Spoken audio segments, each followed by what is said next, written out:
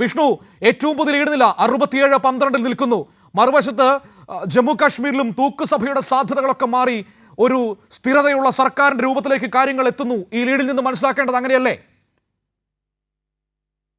മനു, തീർച്ചയായിട്ടും അത്തരത്തിൽ തന്നെയാണ് രണ്ട് സംസ്ഥാനങ്ങളിലും, ഹരിയാനയിലും അതോടൊപ്പം തന്നെ ജമ്മു കാശ്മീരിലും ഇന്ത്യ സഖ്യം സർക്കാർ രൂപീകരിക്കുമെന്ന് തന്നെയാണ് നമുക്ക് ഈ ഘട്ടത്തിൽ പറയാൻ കഴിയുന്നത്. കാരണം ലീഡ് നില നോക്കിക്കഴിഞ്ഞാൽ തന്നെ രണ്ടിടത്തും കേവല ഭൂരിപക്ഷം മറികടന്നാണ് കോൺഗ്രസ്, ഹരിയാനയിൽ കോൺഗ്രസ് മുന്നേറ്റവും ജമ്മു കാശ്മീരിൽ ഇന്ത്യ സഖ്യത്തിൻ്റെ മുന്നേറ്റവും 55-22 എന്നൊരു ലീഡ് നില.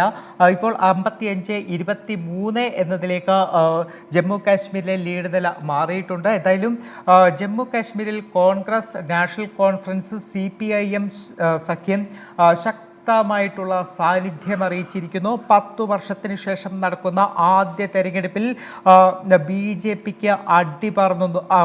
55-22 എന്നതിലേക്കാണ് ഇപ്പോൾ സീറ്റ് നില, ലീഡ് നില മാറി മറിഞ്ഞിരിക്കുന്നത്. 55 ഇന്ത്യ സഖ്യം, BJP 22 സീറ്റിലേക്ക് ചുരുങ്ങുന്നു എന്നതാണ് ഏറ്റവും ഒടുവിൽ പുറത്തു വരുന്ന ആ ഒരു റിസൾട്ട് എന്ന് പറയുന്നത്. അതോടൊപ്പം ഹരിയാനയിൽ ഒരു കംപ്ലീറ്റ് സ്വീപ്പിലേക്ക് കോൺഗ്രസ് പോകുന്ന സാഹചര്യമുണ്ട്.